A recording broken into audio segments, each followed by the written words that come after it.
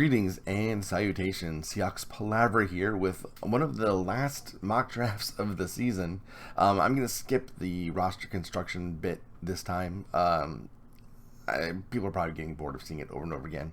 I will probably do it on my last mock draft just in case we've added any free agents or whatever. But I'm going to skip it now just for the sake of brevity and for the sake of not being too repetitive. Speaking of which, I try to draft differently every time. I don't try to take the same players over and over again. There will be some repeats here and there, but I do try to posit different scenarios, so it's not the same thing over and over again. So that's why you think I'm making weird picks. That's why. It's because I wanted to try something new. All right, so with that said, let's jump in and start the draft. Carolina is on the clock. And interesting things have happened here. Jalen Carter has gone 3. Now, if you remember, I was actually kind of thinking of drafting Jalen Carter again this time. If you remember back, if you've been watching this channel at all, in one of the first videos I did, I said that the pendulum on Jalen Carter is going to swing. It was super negative, you know, when I first started making videos, when all the news had come out around combine time. And then the pendulum would gradually swing back the other way, whereas people would rationalize his behavior. He would interview with teams. He'd have his top 30 visits. And things might swing the other way, which I think is kind of happening. His agent's not doing him any favors, really.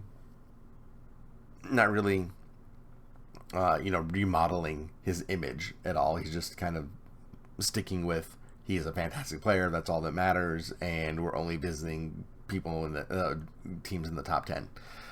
Maybe some teams would want to trade up, who knows. But regardless, it is what it is, and that's been reflected in the algorithm here because he's gone 3 to the Cardinals. I think Will Anderson probably be a better fit for them, to be honest, given that they need kind of a cultural overhaul there. But I don't think Jalen Carter is really the person to do that. But from a talent perspective, it is what it is. And we're on the clock. So I've already drafted Will Anderson once. I don't want to do it again.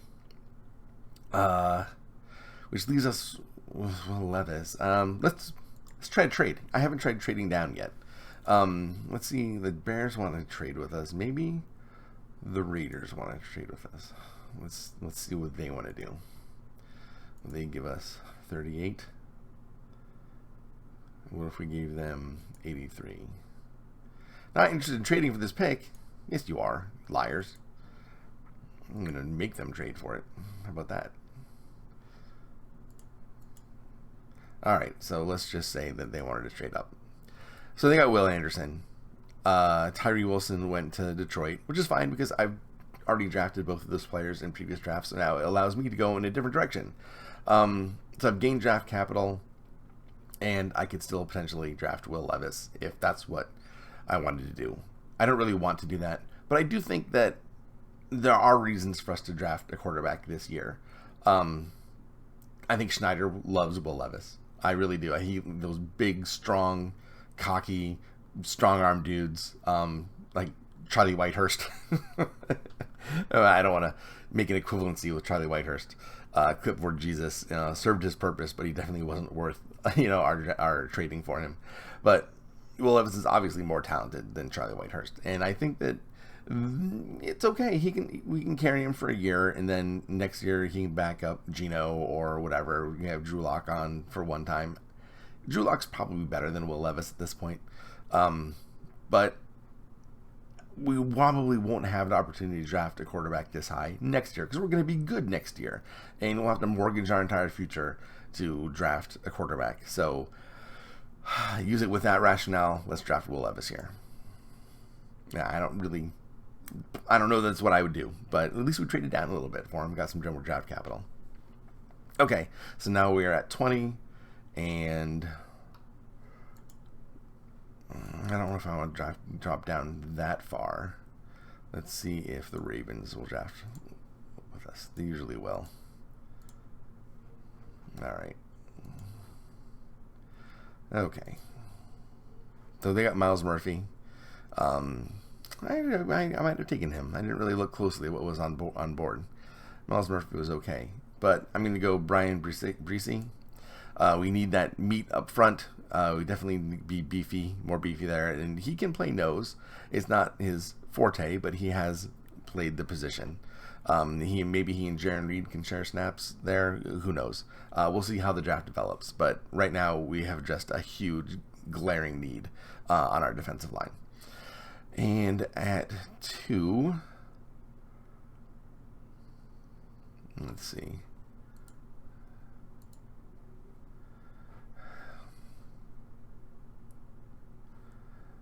Darnell Washington is not going to last. I drafted him before, but I hate leaving the draft without Darnell Washington. Yeah, I might skip it this time. Oh, 41. Let's see if we can get to 41. 47, 26. It's just too many. It's too many picks to make. We already have 1, 2. We've already made 1, 2, 3, 4, 5, 6, 7, 8, 9, 10, 11, 12. 12 picks is about what I want to make. All right. 37. Let's do Jack Campbell. Not a huge need, but if we get one injury in the middle, I mean, to rely only on Devin Bush and Bobby Wagner might be a mistake. So let's take Jack Campbell at this point. And who do we have left? Sam Laporta is still on there. Darren Washington is, I'm sure, long gone. Yeah, that stinks. Sam Laporta is really good, though. Although we could wait until later on the draft to get Schoonmaker. We have an extra 3rd rounder here. That might be a good point for him there. He might make it he might last that far. All right.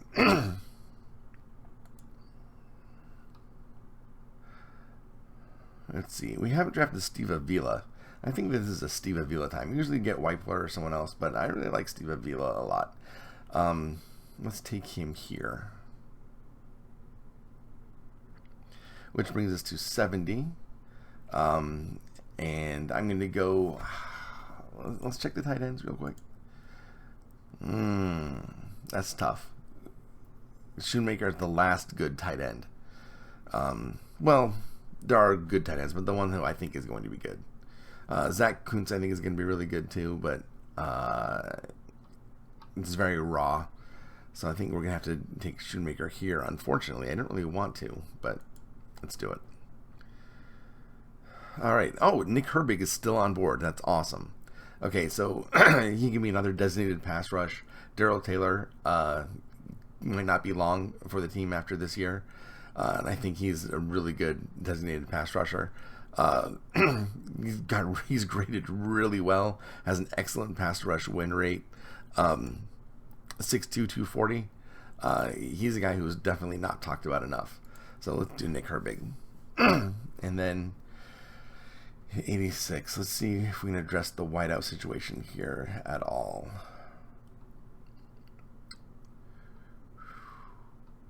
They brought Michael Wilson in for a visit, so it's possible that they are enamored with that guy. Although he's not my favorite. It's a bit early, but we're not going to get him at 123. Like, I want Jonathan Mingo at this point. It seems really early, but it's not. He would go before pick 123. We could conceivably trade down. I don't think he's going to make it to 100 either. Maybe this is just one of those times where we just take the guy you want. But man, that's tough. We haven't taken any running backs either, and we're going to start running out. Spears would be good to take here also. What do you think, guys? Wideout or Spears, or maybe take the trade? We can still get a good running back. Let's see what they want. It's a long way to drop back, but we can get 109 and 214. All right. Let's see what happens. Let's just see what happens. It was risky. Mingo's still there.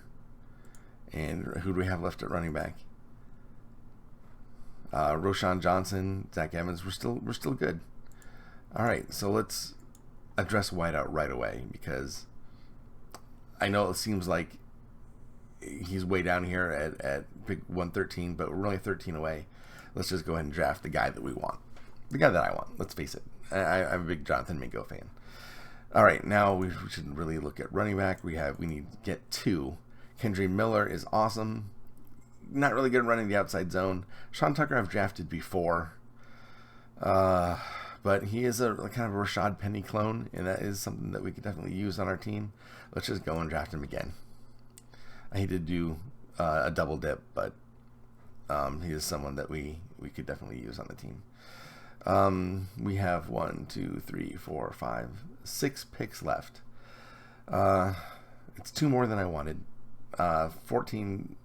Drafting 14 players is kind of unrealistic, and I know that you can get out of hands with trades on these things, but I think it'll be okay in this instance. Kobe Turner, I really like. I don't know if he's going to last much longer. Who else do we have here? Rodney Hickman. It's a bit early for him. Riley Moss is better than advertised. Who's left at corner? Corey Trice is definitely Seahawks material, as is Riley Moss, as is Starling Thomas, as is Jaquarian Bennett, as is Mekhi Garner. I think we wait a little bit on the corner. Who do we have left at safety? Anthony Johnson, Ronnie Hickman, Jair Brown. Jair Brown is still here. Christopher Smith is still here. Ooh, that's interesting. All right, now let's look at tackles. Saldivari. Jordan McFadden. He's not going to last to 218, I don't think. But let's hold off. But this is someone that the Seahawks are brought in to look at. He's, played a lot of snaps for Clemson and acquitted himself very nicely. He played left tackle too, which is a value position, but of course he can slide in. He can play wherever, but that's someone to keep a look on. Braden Daniels, we've also brought in. McClendon Curtis is someone that I really like. All right, but what are we going to do now is the question. I pick 123. Kobe Turner is staring me right in the face. He's so good. Let's look at edge. KJ Henry, Colby Wooden, Vihoko, Ramirez. They're all good. Yaya Dabby, he's great. We brought him in for a look too. Don't think we need those guys right now though. Zach Kuntz on board. We already got our tight end. All right, Voorhees. He's hurt, but it might be fun to stash on IR for a year. He'd be good next year. Antonio Maffey's good. Emil Akior's good. Anthony Bradford we brought in for a visit. He's good. We can probably wait a little bit longer on those. This is our last, 123 is one of the last good places to draft. Maybe we get another. We got Sean Tucker. Keaton Mitchell would be interesting. It's a bit early for him, but we brought him in for a visit too. He could be our Travis Homer replacement. Israel Abanikanda, someone I'm a huge fan of. Kenny McIntosh would be interesting. We don't need to take a running back right now, I don't think. I think maybe we go Jair Brown. That's a pretty good pick right here. I haven't drafted him before. All right, and now at 151, Juice Scruggs. Fahoko is really interesting. I think he'd be a really interesting edge player for us. He's got a lot of size, 276, but grades out really well both in run defense and pass rush, and has played a lot of snaps and 50 hurries last year at that size. I think Fahoko is a really good pick right about now. Let's do that. All right, now let's look, see if there's anyone else on the inside that we might want to check out before they're all gone. Broderick Martin. Broderick Martin's good. I think he's a 330. 330. Gerard Clark is probably the better player, but he has a fused spinal cord column surgery. So I don't know if his playing days are numbered or not. Jacob Slade is something you can get later. Cameron Young is ridiculously underrated in this. This is way too low for him to go. That's crazy. Devontae Maxwell is someone that I like a lot. He's a nice 3-4 end. We can wait on that. All right, let's look here. Jordan McFadden is still here. 154. I don't know if he'll be around at 198. We can risk it, though, I think. Yeah, Keaton Mitchell. Kenny McIntosh. All right, let's go for Keaton Mitchell. I know that seems odd, but he is a good Travis Homer replacement. And we brought him in for a visit, so maybe they'd become fascinated with his very interesting skill set. If you haven't watched Keaton Mitchell highlights, you should definitely do so. It's very entertaining. What is Anthony Johnson Jr. still doing here at 198? That is insane. And Corey Trice, why are they here? Well, I can't. I have to stop Corey Trice's slide, I think. He's way too good to still be on the board here. Broderick Martin and Jordan McFadden. Let's get Jordan McFadden, one of the last good tackles. And Jonah Tavai is really good. He's a little bit small. This is my last pick. Ooh, my last pick. All right, so we can get Jacob Slade to add more beef to the line. I don't think I got a really big dude to get there. I got Brian Brise, but let's get Jacob Slade. Jacob Slade would be good. He is 2-3-15. Ooh. All right, let's look real quick at linebacker. Let's look at interior O-line. No. All right. Let's look at linebackers real quick.